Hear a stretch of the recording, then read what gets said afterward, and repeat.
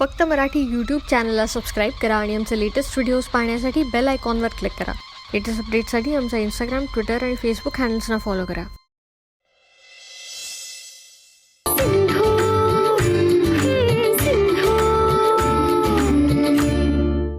आता सिंधू कुठेही जाणार नाही. ती आता या घरातच राहील.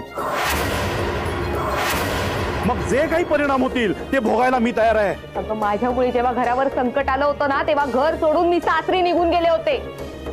तू आहे तिथे मजेत, घराला आग लागू दे, घरातली माणसं मरू दे, तुला काय त्याचं?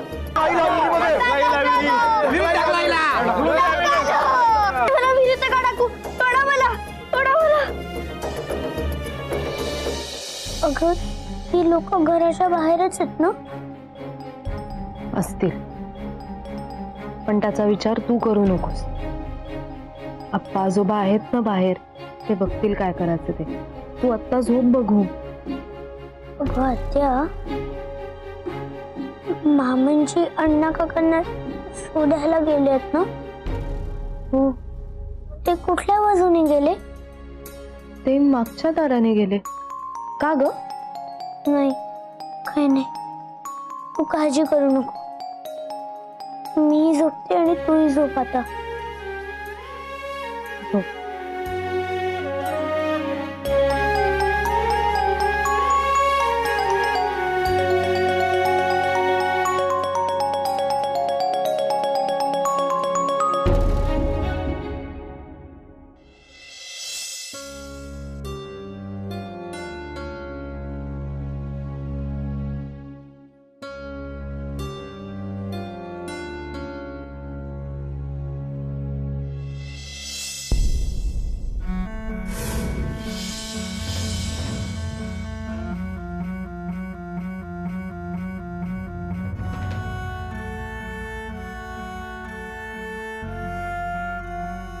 गजाननराव रानडे, तुम्ही असे चोरासारखे यावेळी या वाटेवर कुठे जाताय? चोरासारखा कुठे? मी असाच इथेच निघालो होतो. हो, या अशा अवेळी? हो. पण तुम्ही यावेळी काय करता इथे? हो, कुलकर्ण्यांची बायको गेली ना, त्यांचे विधी करण्यासाठी निघालो होतो. हो, आमचं काय, समाजसेवेसाठी आयुष्य वाहून घेतलंय आम्ही. निमंत्रण आलं की जावं लागतं.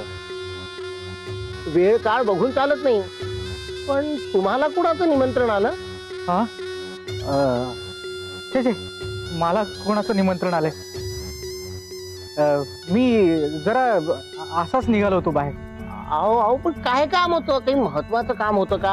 अहो, म्हणजे काही वेगळं काम होतं की वाड्यासमोर गर्दी जमली म्हणून या बाजूने जात आहे? नाही, असं काही नव्हतं.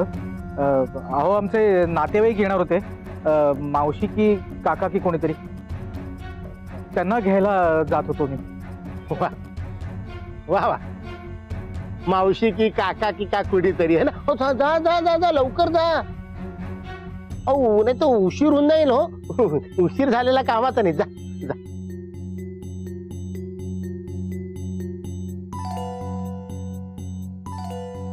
गजानना, ग्रह ताऱ्यांची दिशा मोजतो, ठरवतो सुद्धा.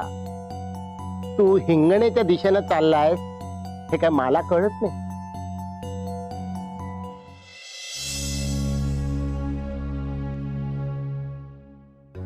अहो, आता काय घराची लांबी रुंदी मोजताय का? एवढंच तर घर आहे आपलं. काय मग कसं येरफेरा घालताय? हे बघा, अस्वस्थ होऊन काही प्रश्न सुटत नाहीत. त्यापेक्षा झोपा. रानड्यांच्या वाड्याबाहेर जमाव वाढत चाललाय असं कानावर आलंय. मला झोप कशी येईल भामिनी? शिवाय आणखीन एक अशुभ वार्ता आली. त्या शेजारच्या कुलकर्णांच्या घरात कोणीतरी गेलंय म्हणे. हे प्रकरण दिवसेंदिवस चिघळत चाललंय. बाई, हो का? अगं हो ना. समजा तो जमाव बिथरला आणि वाड्यातल्या लोकांवर हल्ला केला तर? माझ्या बिचाऱ्या सिंधूचा काय दोष आहे गायचा? तिच्या मागे हे शुक्ल कष्ट का लागलंय? मला नाही झोप येणार भामिनी. हे बघ, मी आत्ताच्या आत्ता माझगावकरांकडे जातो आणि त्यांची समजूत घालतो. अहो हो, थांबा. काय मनात आले की निघाले लगेच? हे बघा, तुम्ही तिकडे गेल्याने प्रकरण निवळण्याऐवजी चिघळेल. तुम्ही उगाच लुडबुड करू नका. अगं, आपल्याच मुलीच्या जीवाचा प्रश्न आहे भामिनी. हो हो, मान्य, मला तुमची काळजी समजतीये. पण तुम्ही जर तिकडे गेलात तर उगाच इकडचा शब्द तिकडे होईल, त्यांना गैरसमज होईल आणि उगाच त्या सगळा मोर्चा आपल्या घराकडे वळवतील. तुम्हाला माझी आणि गोपाळची काहीच काळजी नाहीये का? हे बघा, तुम्ही सिंधूची काळजी करू नका. तिला सांभाळायला आणि त्यांचं घर सांभाळायला ना रानडे समर्थ आहेत. अगं पण अहो, ऐका माझं. एवढे सगळे खवळलेले असतानाही त्यांनी आपल्या सिंधूला बाहेर न जाण्याचा निर्णय घेतला की नाही? अहो, मोठं प्रश्न आहे रानड्यांचं. हे बघा, ते सगळं निभावून नेतील व्यवस्थित. तुम्ही नका काळजी करू.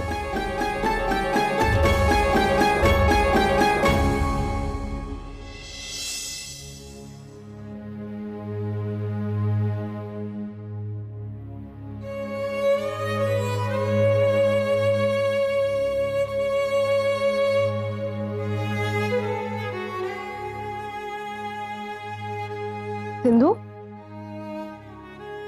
काय ग, कुठे निघाली आहेस? सुरुवात ते काय झालं ना, मला तहान लागली होती म्हणून मी पाणी प्यायला. तहान लागलीये ना? इथे आहे पाणी, हे घे, पी. अजून हवंय? नको. झोप, चल चल.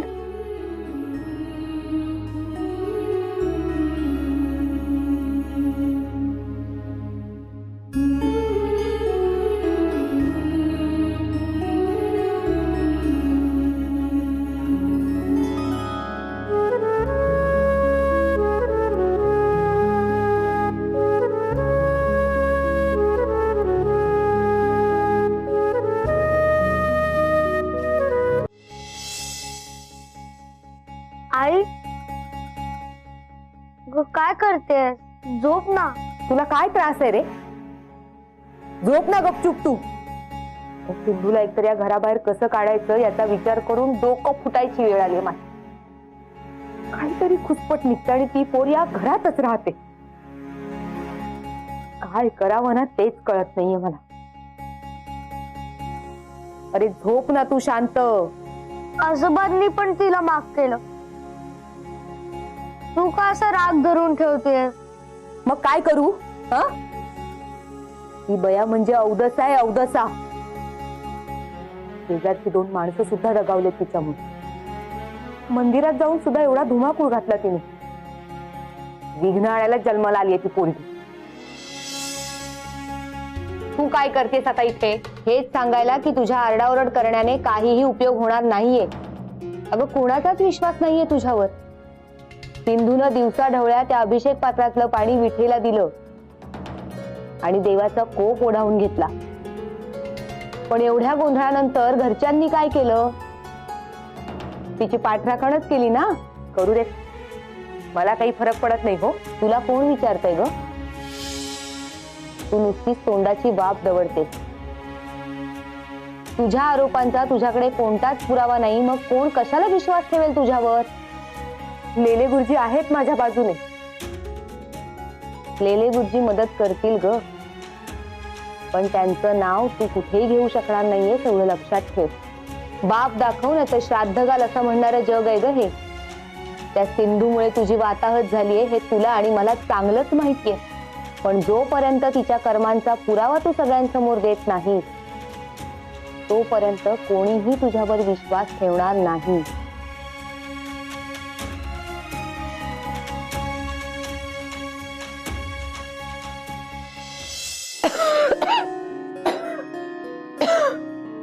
गोपिकाबाई, तुम्ही का आलात बाहेर? झोप लागली नाही का? झोपा जाऊ ना. अहो, तुम्ही सगळे इकडे जागे. बाहेर एवढी माणसं जमलीत, सगळ्यांची डोकी तापलेली. ह्यात मला शांत झोप लागेल का? गोपिकाबाई, नका काळजी करू. मी आत्ताच बाहेर जाऊन आलो. बाहेरचा जमाव कमी झालाय. सगळे तिकडे कुलकर्ण्यांच्या घरी गेलेत अंत्यविधीसाठी.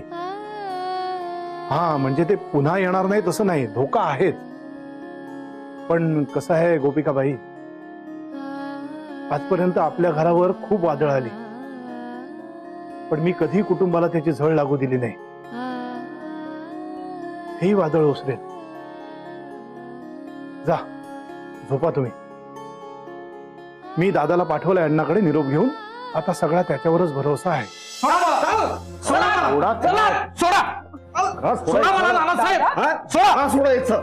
सोड. मी काय गुन्हेगार नाहीये. सोडा, सोडा.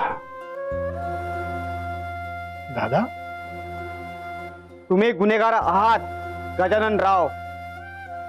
आतापर्यंत मी माझा धीर सोडलेला नाही.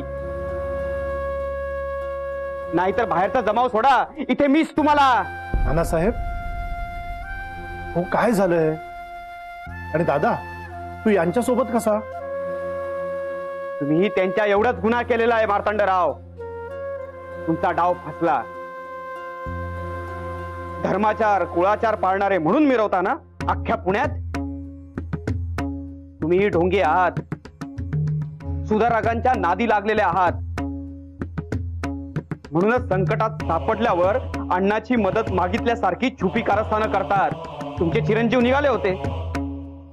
पानमळ्याजवळ आम्ही त्यांना पकडलं. फक्त पकडलं नाहीये, मला माझ्यावर हल्ला केलाय आणि इथपर्यंत आणलंय. आम्ही कुठे जायचं, कोणाला भेटायचं, काय निरोप द्यायचे हे सांगणारे तुम्ही कोण आहात नानासाहेब? आम्ही कोण? बाहेर या, तुम्हाला सांगतो. पुन्हा जायचंय? आता कुलकर्ण्यांच्या अंत्यविधी आटपून माणसं येतीलच. हवं तर त्यांच्या ताब्यात देतो तुम्हाला. दादासाहेब, उगाच न्यायाधीश असल्यासारखे वागू नका. तुमच्याकडे न्याय मागण्यासाठी मी आलो होतो. त्यावेळेस तुम्ही मला धुडकावून लावलं. आता भोगा आपल्या कर्मांची फळं. मार्तंडराव, शेवटचं सांगतोय, फार वाट पाहिली आम्ही तुमची. आमचं तुमच्याशी वैर नाही. आम्हाला फक्त सिंधू हवी आहे. मी पाप केलं म्हणून माझा मुलगा गेला. कुलकर्ण्यांची पत्नी गेली. लोक संतापलेत मार्तंडराव. बऱ्या बोलानं सिंधूला घरातून बाहेर हाकलून द्या, नाहीतर नाहीतर काय नानासाहेब? सांगा ना, नाहीतर काय? नानासाहेब, उगाच धमक्या देऊ नका. मामांजी, मामांजी, सासूबाई, अहो सिंधू घरात नाहीये. काय? मी सगळीकडे शोधलं तिला, पण ती कुठेच दिसत नाहीये. हो, सिंधू घरात नाहीये? हो, मग कुठे गेली? तुम्हाला काहीच माहित नाही का? तुम्ही बघितलं का कुठे? अहो हो मामांजी, मी सगळीकडे पाहिलं, पुन्हा एकदा सुद्धा पाहिलं, पण खरंच घरात कुठेच दिसत नाही हो ती. अहो, आता काय करायचं? मामांजी, अहो आत्ता आठवतंय मला. सासूबाई, सिंधू झोपायच्या आधी ना भाऊजींविषयी चौकशी करत होती. मामनजी मागच्या दारानेच बाहेर गेले का असं म्हणत होती. तिथूनच तर नसेल ना गेली? अरे देवा, आप्पा मी जाऊन बघतो.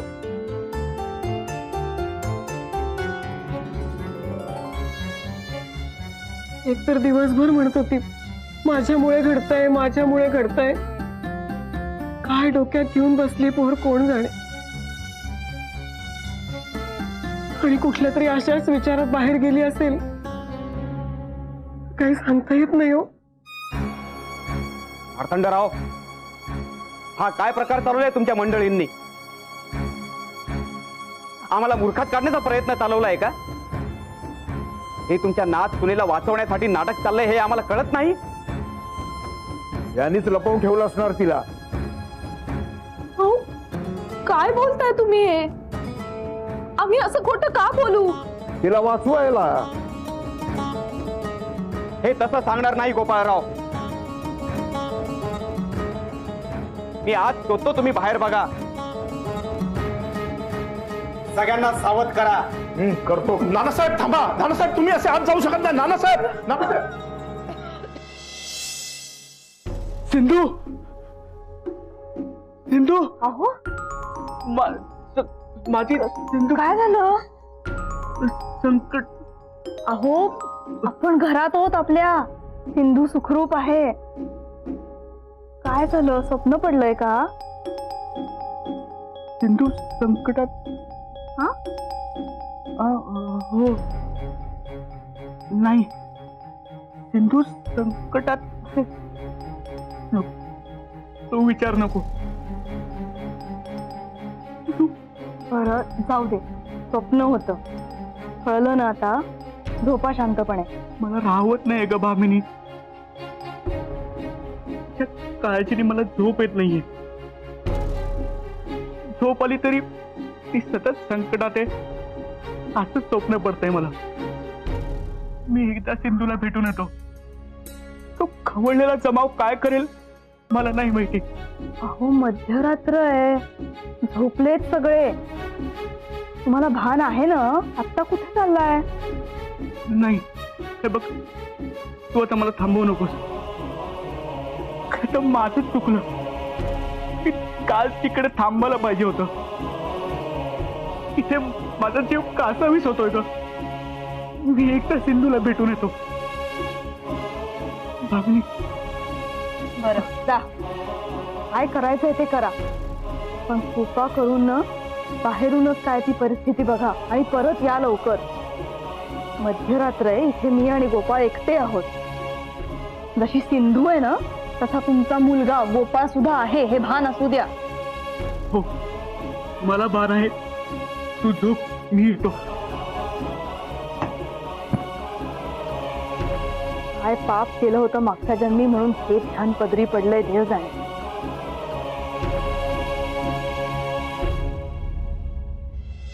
या नानासाहेब या. झालं तुमचं समाधान. झालं सगळं घर शोधून. आणि हे बघा, एवढ्याच खोल्या आहेत माझ्या घरात. कुठे भुयार वगैरे नाही का खोदून बघायचंय तुम्हाला? नानासाहेब तू बाहेर कुठेच दिसली नाही. त्यांची नाही खात्री पटणार. जा तुम्ही पण शोधा. काय नाही तर जमाव घेऊन या. त्यांनाही शोधायला सांगा. हे बघा नानासाहेब, तुमच्यामुळे माझी नाचून घर सोडून गेली आहे हे विसरू नका. ती तुम्हाला घाबरून गेली आहे घरातून. आणि तिच्यामुळे माझा मुलगा मला कायमचा सोडून गेला, त्याचं काय? आम्ही तिला कोणत्याही परिस्थितीत क्षमा करणार नाही मार्तंडराव. बस झालं नानासाहेब, खूप बोललात. हे बघा, तुमचा मुलगा गेला हे वाईटच झालं. पण तुमचा मुलगा गेलाय तो पटकीच्या आजाराने. आणि हे तुम्हाला सुद्धा माहित आहे. तुम्ही उगाच सिंधूच्या नावाने ओरडा करताय. आणि तुम्ही सिंधूच्या मागे लागलात. हे बघा, तुमचं समाधान व्हावं म्हणून आम्ही तिला माहेरी पाठवत होतो. आता माझ्या परवानगीशिवाय माझं घर शोधून आलात. माझ्या कुटुंबियांना घाबरवलं तुम्ही. नानासाहेब, आता गेली ना माझी सिंधू घर सोडून. मग झालं का तुमचं समाधान? आता ते बाहेर गाव गुंडा गोळा गेलेत ना, त्यांना जायला सांगा घरी. आणि हे बघा, तुम्ही इथे परत तोंड दाखवू नका, नाहीतर माझ्याशी गाठ आहे, लक्षात ठेवा. चला निघा. माझा अपमान तुम्हाला फार महागात पडेल मार्तंडराव. बघूया काय होतं ते. निघा.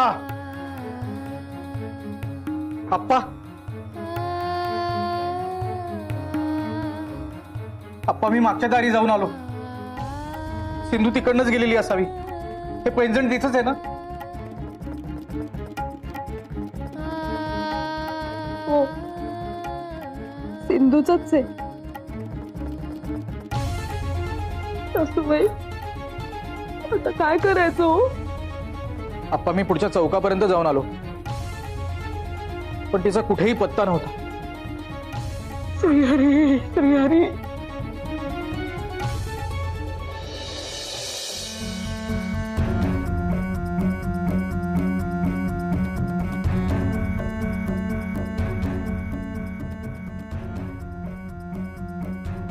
या रानाड्यांनी आहे ना त्यांच्या सुनेला डोक्यावर बसवून ठेवला म्हणून ही वेळ आली. आज दोघं गेलेत, उद्या आपल्या घरावरती संकट येईल. नाही, ही सिंधू ना हाताला लागली पाहिजे. चांगली चद्दल घडवू तिला. हो. चल.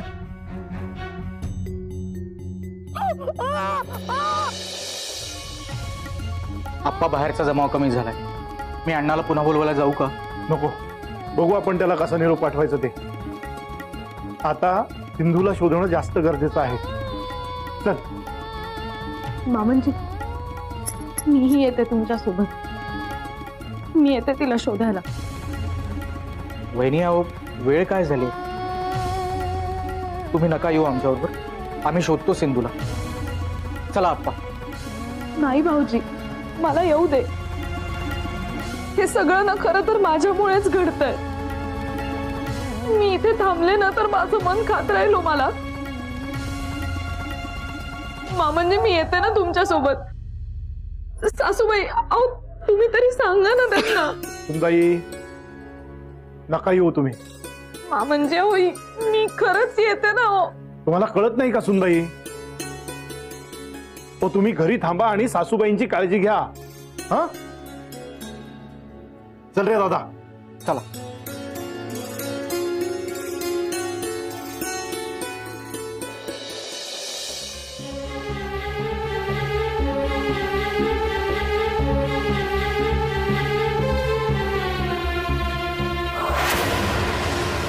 दादा तुम्ही इथे काय झालं? सगळं नीट आहे ना? गंगाधर पंत, तुम्हाला मन घट्ट करायला हवं. आम्ही एवढ्या रात्री बाहेर पडलोय कारण सिंधू. सिंधू काय झालं? अहो बोला ना, काय झालं सिंधूला?